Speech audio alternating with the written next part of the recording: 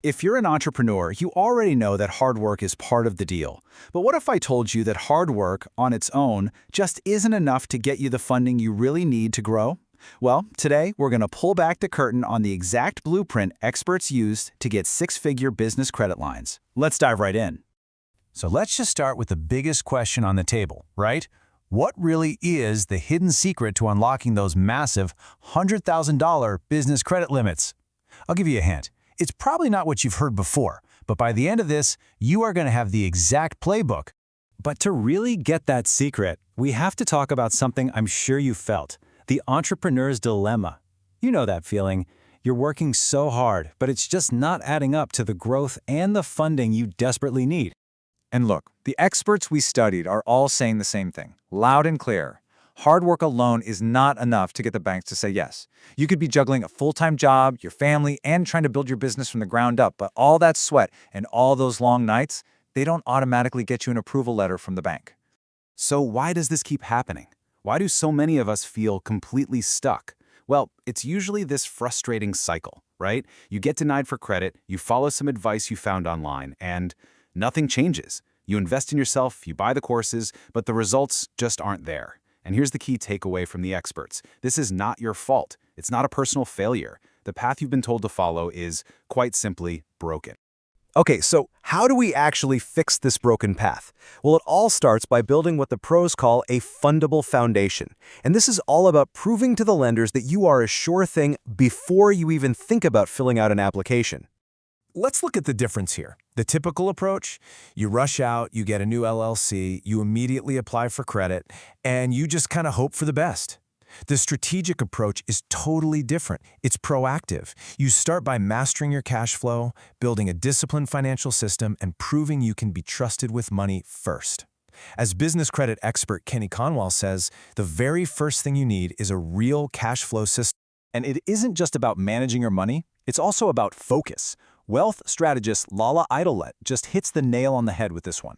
The biggest thing is doing more of what you do well, just a lot more of what you do well. Banks and lenders, they want to see a clear, focused plan for growth, not someone who's chasing every shiny new idea that pops up. So it really all boils down to this. Your fundable foundation proves two absolutely critical things to a bank: financial discipline, which shows you can manage money, and a focused growth plan, which shows you know exactly how you're going to use their money to succeed. All right, so once that solid foundation is in place, it's time to get tactical. This is the good stuff. Here is the $100,000 funding blueprint, a repeatable process for success that comes straight from the experts. Okay, this is where the magic really happens. It's all about strategic sequencing. Step 1, you're going to maximize your personal credit. Why? Because as you're about to see, your personal credit limit is the lever for your business credit. So yeah, call your credit card companies and ask for those limit increases. Step 2, open a business checking account, but do it strategically. Pick a bank that also offers the business credit products you're aiming for. Step 3 is the secret weapon. Achieve a low 5 bank rating. This just means you need to get and keep at least a $10,000 balance in that account for 90 days straight. Once you've done those 3 things, and only then, are you ready for the final step: applying for business credit with a history that screams, "I am a reliable partner." Now let's just pause on that term because it is so important. A low 5 bank rating. That's industry slang for having a business checking account balance over 10 grand for more than 90 days. This one simple action signals huge financial stability to lenders. And as one expert pointed out, it actually triggers the Small Business Financial Exchange to let other lenders know you're a good bet. It's a game changer.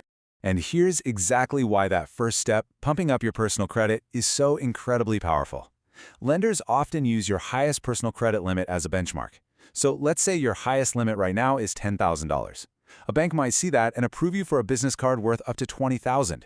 You've literally multiplied your borrowing power just by building your personal credit first. That right there is the funding multiplier in action. But listen, getting the funding is only half the battle. Seriously, now we have to talk about smart capital and real growth, because how you use this money is what separates a short-term win from actual long-term wealth. So where does the money go? Well, the experts point to 3 main areas. People, hire the talent you need to buy back your own time. Processes, build the systems that are going to save you time, energy, and money in the long run. And products, improve what you're actually offering your customers. Now, there is one special case here. If you're making less than $10,000 a month, the advice is to first invest that capital in your own skill set to boost your earning power. But there is a huge, huge pitfall you have to avoid, and Lala Idle's quote just captures it perfectly. Imagine you're a real estate person, right? That's your thing. But suddenly you're investing in some biotech startup because it sounds cool. She says, you don't know nothing about what these people are doing. This is, without a doubt, the #1 way entrepreneurs light their new capital on fire. And this leads us to this absolutely brilliant term, diversification. I love this. It's when you try to diversify into things you know nothing about, ventures completely outside your expertise, which almost always destroys wealth instead of building it. The takeaway? Stay hyper-focused. Stick to what you know. Okay, so you've built the business, you've used your capital wisely, you've stayed in your lane. Now the conversation has to shift to something even bigger, protecting your wealth and playing the long game. Just let this number sink in for a second. It's staggering. 90% of wealthy families lose their entire fortune by the third generation. That just proves that making money is one skill, but keeping it, well, that's a whole different ballgame. So how do the wealthy protect their assets for generations to come?